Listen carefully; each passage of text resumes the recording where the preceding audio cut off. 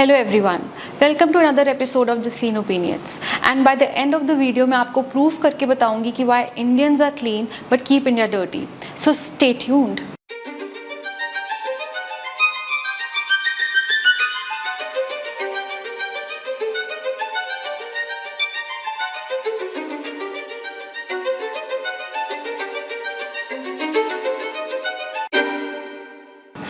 गंदगी, कचरा, बदबू को डिस्कस करने से पहले क्लेanलीनेस और हाइजीन को क्विकली समझ लेते हैं। आफ्टर ऑल डेफिनेशंस और डिफरेंस पता होगा तभी फंडामेंटल प्रॉब्लम को समझ के उस पर कोई भी एक्शन लेने के हम केपेबल हो पाएंगे। इन सिंपल वर्ड्स, क्लेanलीनेस मतलब सफाई, एक ऐसा स्टेट जहाँ कोई गंदगी ना हो और ना ही कोई बीमारी फैलाने वाले जर्म्स।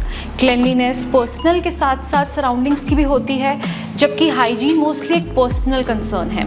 हाइजीन को एक वे से हम ये भी कह सकते हैं कि जिसके थ्रू एक इंसान बीमारियों से दूर भी रह पाता है और एक अच्छी हेल्थ भी मेंटेन कर पाता है। So basically hygiene becomes the adoption of such practices that lead to improved और better cleanliness, in short good health. Now that this is clear like a crystal, चलते हैं the hot and main topic पर।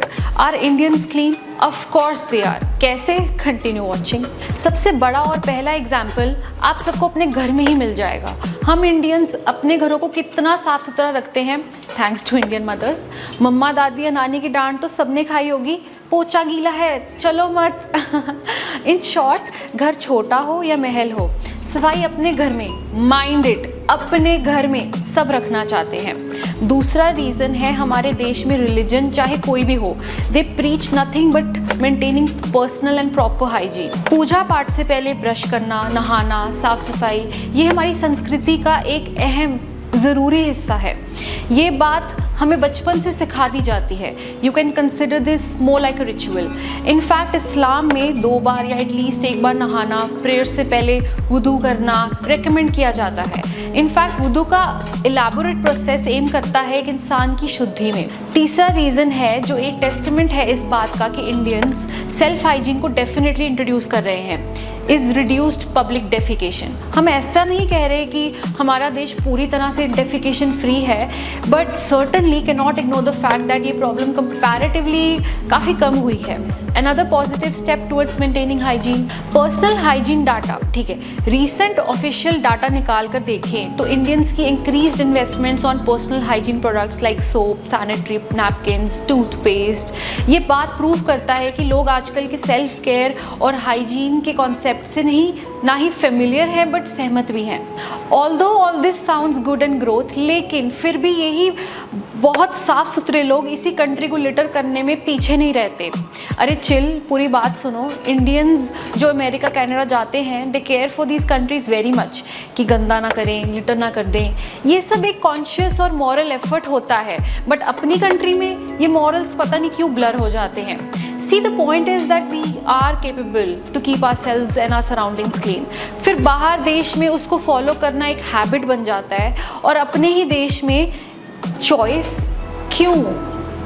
कचरे के ऊपर आ ही जाते हैं, गंदगी और कचरे को रेस से बाहर कर ही नहीं सकते। जगह जगह जो ओपन डंपिंग ग्राउंड्स आपको दिखते हैं, जिसकी कंप्लेंट आप विदेश में जाकर करते हैं, आप ही लोगों ने फैलाया है ना। ऑलरेडी एक गंदी जगह को साफ करने के बजाय इंडियंस को एक्सक्यूज़ मिल जाता है कि क्योंकि ये पहले से ही लिटर्ड है तो मेरे एक बार और गंदा करने से क्या ही होगा। Wow, what a progressive and pro cleanliness thought process. यहाँ प्रॉब्लम है एक सिविक सेंस ना होने की। अपने घर को चमका के बाहर गंद डालना, are we all big time hypocrites? सड़क हम सबके बाप की है? नहीं है ना। तो पब्लिक वॉल्स को यूरिनल्स बनाने का राइट हम सबको किसने दिया है? चलो शरेआम दीवारों पर सुसु करना एक बात है, लेकिन उसके बाद जो आप सोर्स बन रहे हो बहुत सी बीमारियां फैलाने में, उसका क्या? एक ही क्वेश्चन है मेरे पास, क्या ये सेम चीज़ आप अपने घर में भी करते हो, किचन की दीवारों पर भी करते हो? बोलो नहीं ना, तो वाई पब्लिक वॉल्स?